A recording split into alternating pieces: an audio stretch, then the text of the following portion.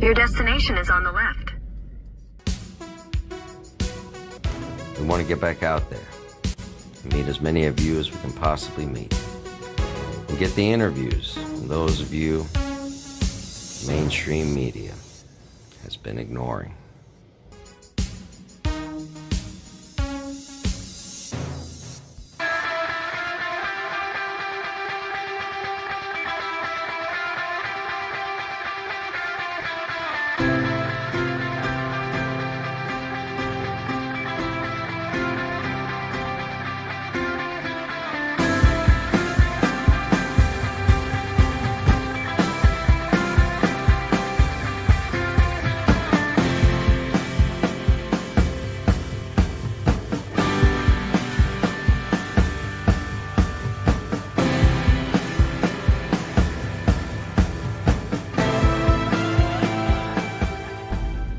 Your destination is on the left.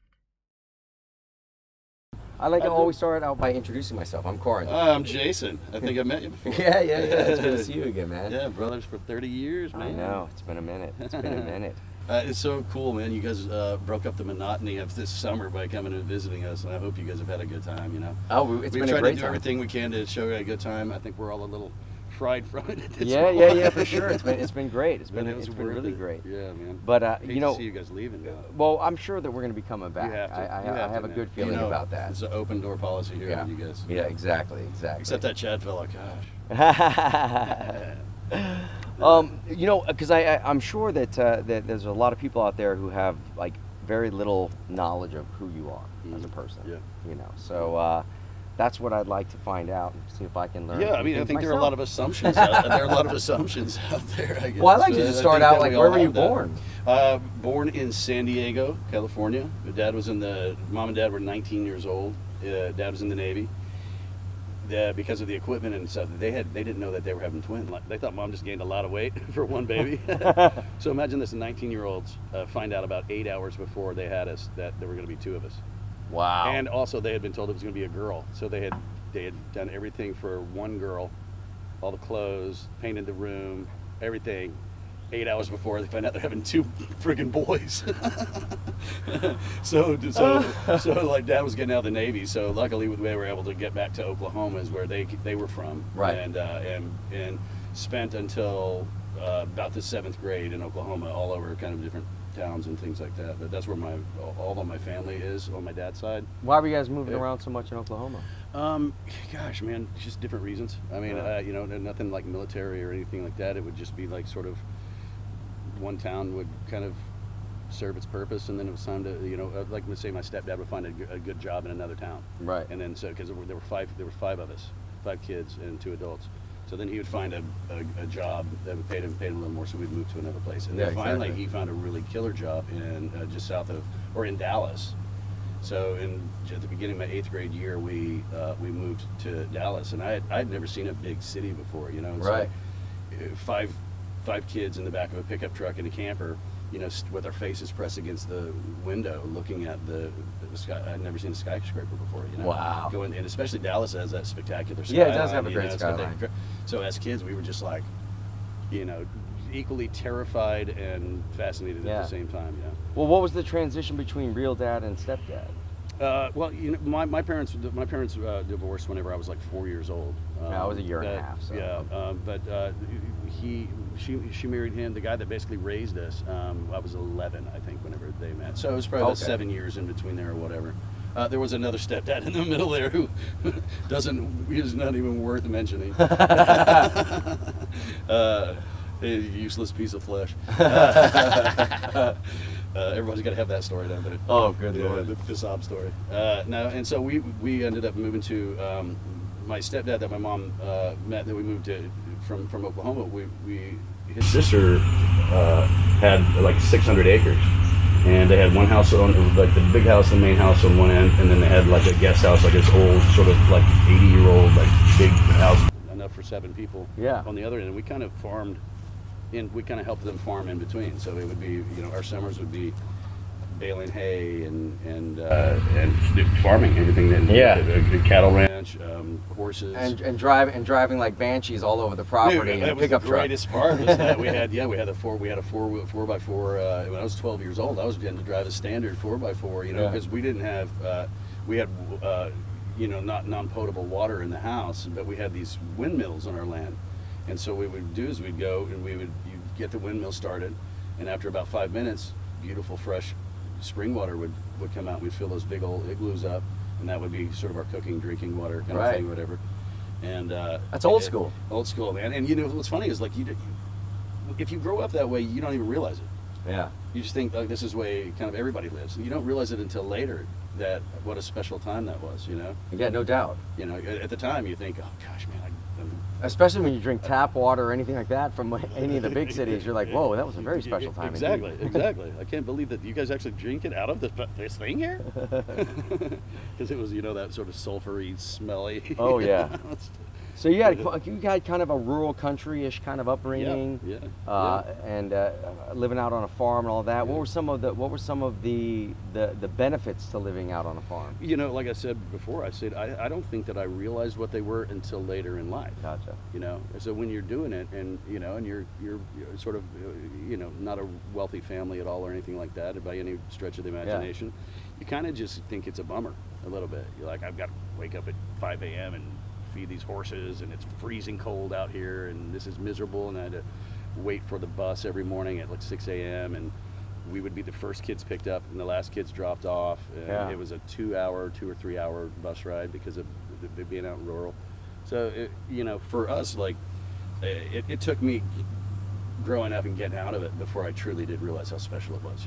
Now I look back on it and cherish those memories so much. Like my brother and I, taking the bales of hay and building forts out of them, or we'd break a bunch of them down and build a big old pile, and we'd get like a barrel and a big old plank, and we'd do that thing where you launch the other one through it, and we would just fly through the barn, stunt shows. through the barn, and you could land on the top of your head, and you weren't going to break your neck, Right. So we were doing like flips and all kinds of stuff, It's like, so we did take advantage of it as much as possible. We got to ride horses anytime we wanted to. For my 13th birthday party, we got to invite the kid, because it was a very small school, so there's probably only about 8 or 9 boys in the class.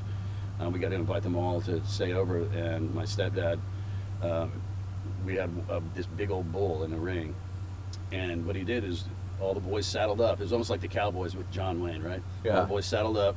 He opened the gate, slapped the bull on his ass, and let the bull take off. And we waited about 20, 30 minutes, and then he went, bring him back.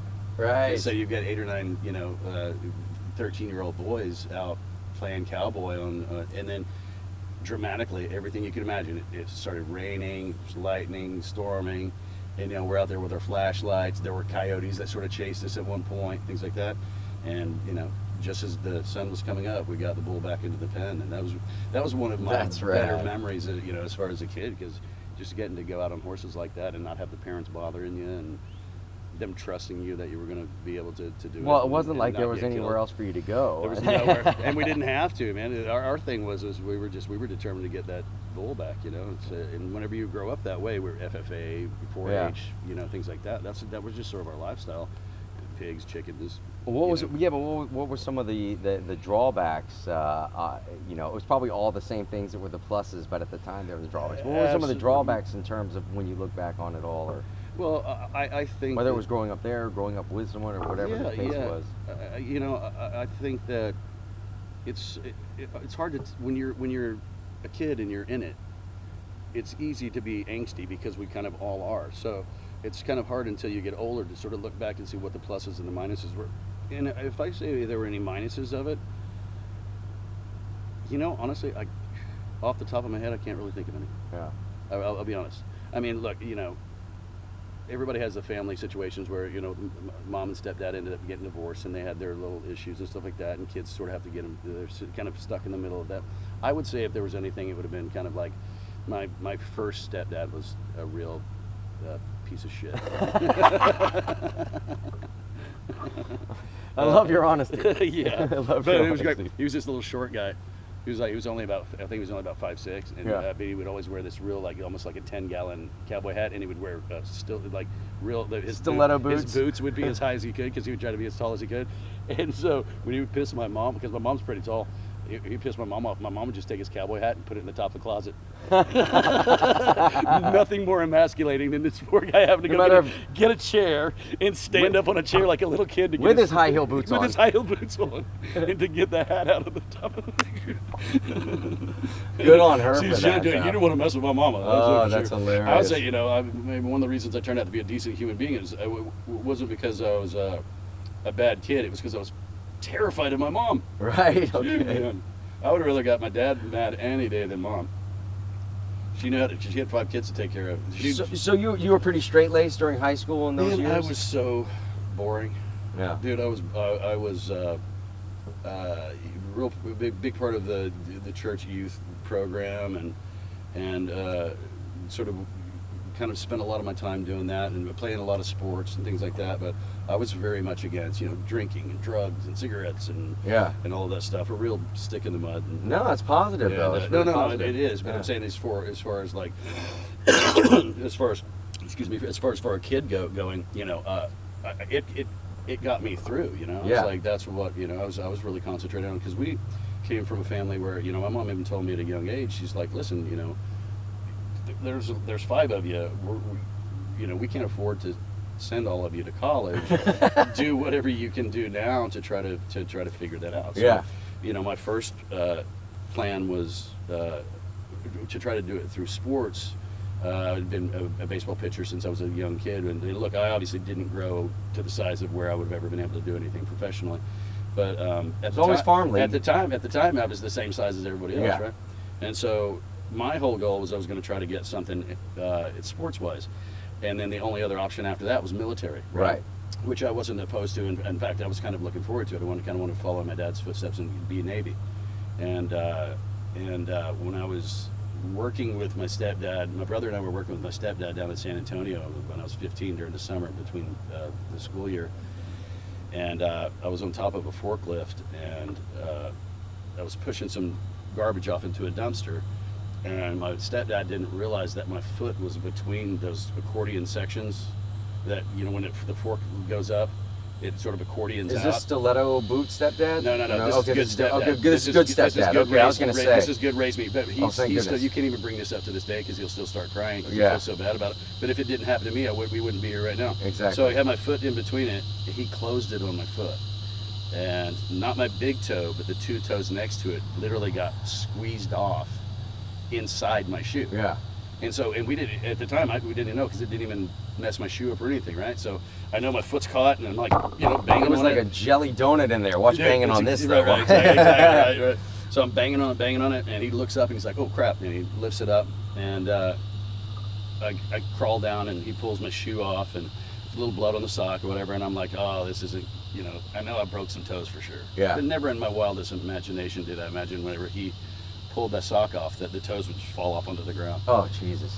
And so sports gone, military gone, no option at that point. Yeah. Parents don't have the money. I'm not going to make enough of a settlement from the company that, I think I got like a $5,000 settlement. Right. And of course I got myself a 1965 Mustang. It It was a piece of crap, but it was still, It doesn't a matter. 1965 Mustang. Exactly. But what was great was the next year, because I couldn't play sports, and Jeremy, my brother, had hurt his back playing football, so he wasn't going to be able to play that season either. And so we go, let's take drama, man. Let's do the drama class, because we had friends that were in it. It seemed like a lot of fun. Yeah. And for me, I wanted to do it because a buddy of mine who was in it the year before, he was like in science class, there's always that guy beside you. He brought in this sort of little balsa wood set that he had built. So he was kind of like a crew kind of guy. And I'm like, what class is that? Yeah. He's like, oh, it's drama, dude. He's like, I'm not an actor. He's like, I'm crew guy, but I built this, we're doing a play, and and I was like, with the construction and the farming and all that, my thought was to go be in drama to build sets. Right. And so Jeremy and I got into it wanting to basically just kind of be crew.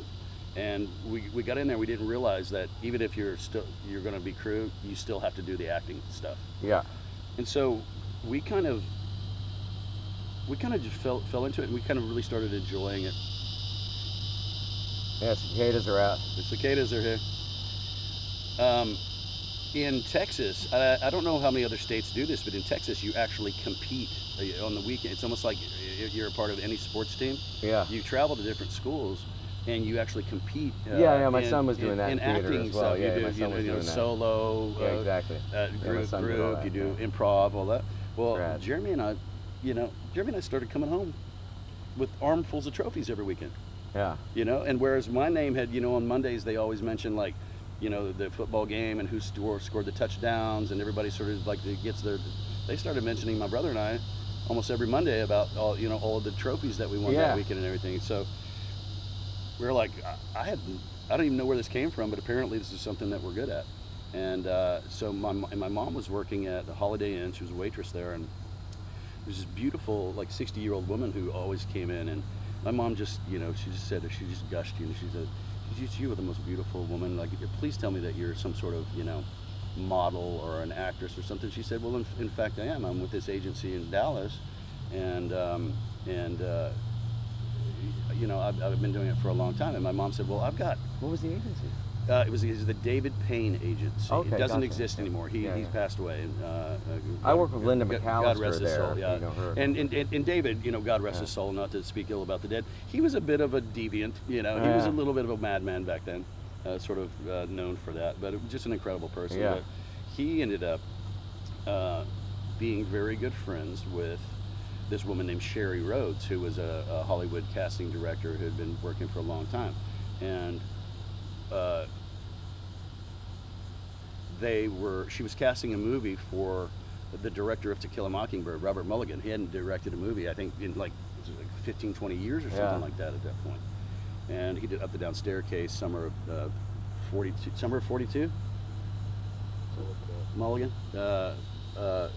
Yeah, summer of 42. Up the Down Staircase, To Kill a Mockingbird. Well, David knew these guys, so what it was they were doing a casting across the southern United States. Right. Because Robert Mulligan's main thing, if you remember in To Kill a Mockingbird, those kids, you never saw those kids before, and you never saw them again, right? Huh. Because his belief was that if you're going to have children, they need to be real kids. The first time they have a job, they become professionals, and then they lose an innocence to them. Right. So he was always a use kids one time kind of guy. Right. So his plan was to cast this movie called The Man in the Moon, find these kids, have them do his one movie, and have us go back to school and forget we ever did it. And he made the mistake of casting Reese Witherspoon Oh, wow. as the lead, and I got the role. I remember the role of Court. And, Great role. And so, where they were trying to say, hey, when you're done with this movie, you go back to school and just enjoy that you got to be a part of this and forget that you ever did it. And we were like, too late, man. Yeah, too late. I got the bug. Got the bug, baby. And so it was just this incredible thing. Whereas the very first audition I ever went on in my life was for The Man in the Moon. Yeah. And I didn't even want to be there. I'll tell you the truth. What happened was Jeremy wanted to go, because Jeremy had all the leads in all of our. It's hot in Mississippi if you can't. Yeah, tell. it's very hot. Yeah. Yeah, don't even sweat it. Don't We'll pay- sweat it don't- for Don't you. pay attention to the sweat. It's We'll hot sweat as it hell for here. you. Yeah. So Jeremy wants to go, but I had the car because of the '65 Mustang, because of the tows, blah blah blah, right? Yeah. So he's like, well, can I borrow your car? And I'm like, you're not borrowing my car. I'll drive you to the audition, but be quick. I have a date tonight. So I think we're going to go drive to this audition, and he's going to go in, do it. We're going to leave. We go there. It's like American Idol. 1,000 people were there, and I'm like, you got to be joking me right now. I'm like, do you really have to do this? He's like, yeah, man, I have to do this. I'm like, I don't want anything to do with it. I'll watch. And it was this weird thing where it was 3 roles: a 17-year-old boy, 17-year-old girl, and a 14-year-old girl. And they had them set up in sections in this warehouse to where you were auditioning in front of everybody right? auditioning, right? Well,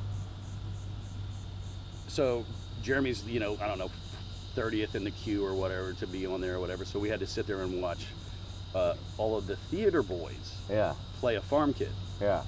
And no offense, and I don't mean to be offensive in any way, but we know the theater boys are, on your effeminate side, they're not your cowboy, Right. your farm kid. So I say to Jeremy, I'm like, "You've got this, bro." Like, I mean, I've already got the lines memorized just by watching these guys. Like, Yeah. dude, you got this. And I think that he got almost too excited that he was going to get it because he had it nailed. I mean, he had it in the bag. And he got up and he was a little nervous. Like, you could tell he was a little nervous.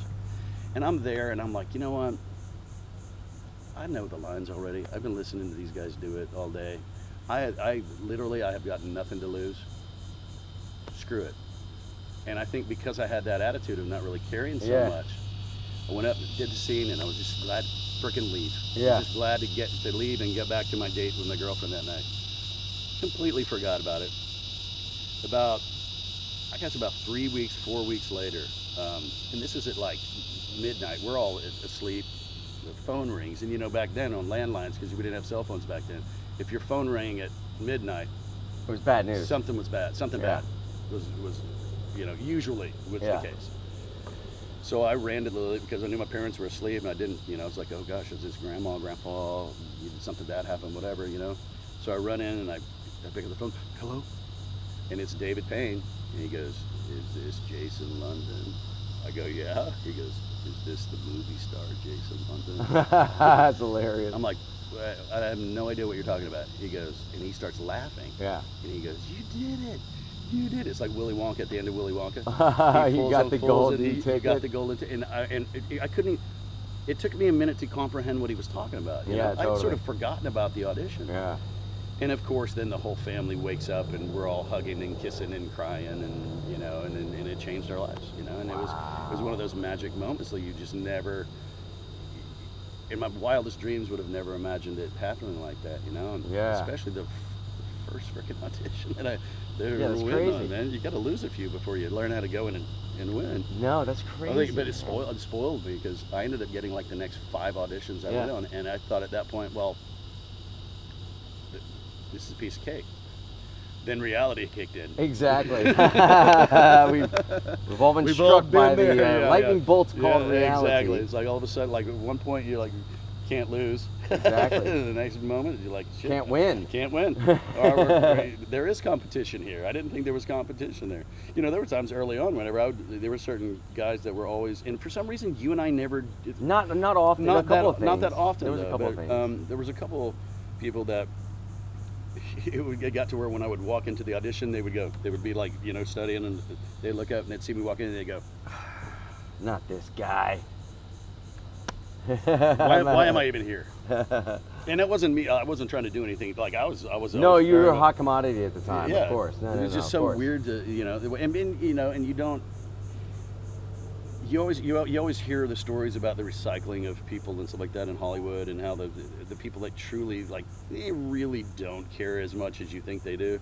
But then when you're in the middle of it, you're like, well, I'm the exception to the rule. Right. They're treating me different than everybody else, so maybe I'm special, and this will happen to me forever. And of course, reality sets in, and and you have to move aside and let the new kids come in. And what you can hopefully do is like what we're doing is. Be good enough to be lifers. Exactly. I mean, I know that I'll be making films, until the day I piss over. It's like, and also I want to be a filmmaker. Exactly. Like I don't want to be. I want to be the painter now. I don't want to be the paint. So I'm writing and producing and directing and stuff like that, and I find so much, or getting ready to. I have my scripts and I have my stuff where I know. The second I get the green light, we're rocking and rolling. Well, hopefully we'll get to come up with something ourselves. We've got plans, people. Yes.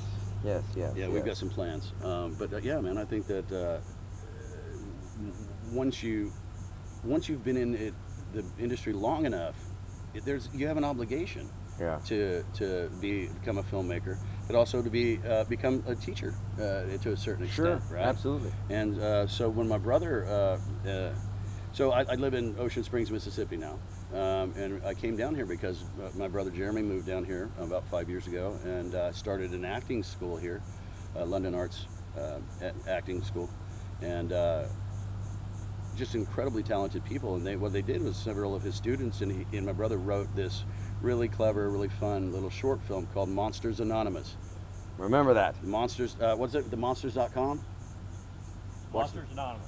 It's called Monsters Anonymous. You can find it. It's a clever little thing, but you got to remember it's done by just a class, just an acting class. This isn't a bunch of professionals doing it, and they did a damn good job, you know.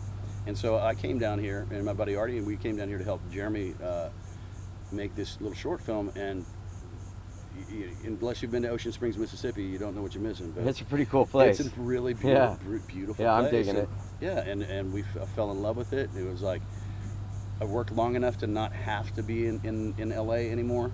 You know, I'm able to get offers, and I'm able to, even in down here, because of so many friends that are doing it, we can do really professional auditions on tape if we need to do. We can do them for our students as well. And so there was really no reason for me to be in LA anymore. And yeah. I'll never move back. I'll never live in LA again. Yeah, and unless somebody else is paying your unless somebody your rent. exactly. Unless somebody gives me such an offer that I can't refuse. They can't refuse. Yeah. You know, that said, having been in the industry as long as you have, and persevered and been through the ups and downs, you know, what kind of advice would you be able to give to, you know, someone who's just starting out like we were, that might help them to avoid some of the pitfalls? Yeah, that I mean, that's to? one of the things that I always say is that if I could go back and, I think, change anything, I wish that I could have had a mentor. And so, because I you know, being this farm kid, never having any money, all of a sudden there's all of these things that I have no, you know, city life, beautiful women, partying, expensive houses, money, all that nice stuff. cars, like It's I outrageous. didn't have a damn clue what I was doing. Yeah, you know? me either. And so, you know, what I would try to tell people is that definitely don't go into it thinking that you've got it handled. Try to find someone with experience and years in the industry. Now, listen, there are a lot of you know, scumbags and shysters out there. We know those people. No, find somebody legitimate. Find somebody honest. That will hold you accountable, and you know, for lack of a better phrase, bust your balls if needed. Because I don't know about you, but I didn't have that. And so, I had a few good mentors. I didn't get to have still that. didn't stick as hard as it should have. Right. They weren't financial mentors. They were artistic mentors. Right. Exactly. I needed a financial mentor. Me too. Exactly. If I would have had a financial mentor, things would be very different. You know. And my first wife was very clever at how to take care of herself. These things happen. But you know what I would say right now, especially because of the way the world is and the way the industry is you know, it's hard for us veterans of the industry to deal with the fact that these kids that have these social media accounts and have millions of followers are making more money than we ever made or anything like that, off of doing these goofy little things where they have like this sort of cult following. It's a completely different world now. So digital, you know, is that old radio killed the, what is it? Video killed the radio star. Yeah, digital killed the television star. And so my main advice I give to people now is try to create your own content if possible. If you're not getting results from auditioning, or you can't get an, say you just can't even get an agent, because right now these days, I know it's almost good luck, you know, or a manager or whatever. Try to create your own content. But the thing that I really try to urge people to do is make good content. It's so saturated with crap. It's just crap right now, and the cream will always rise to the top.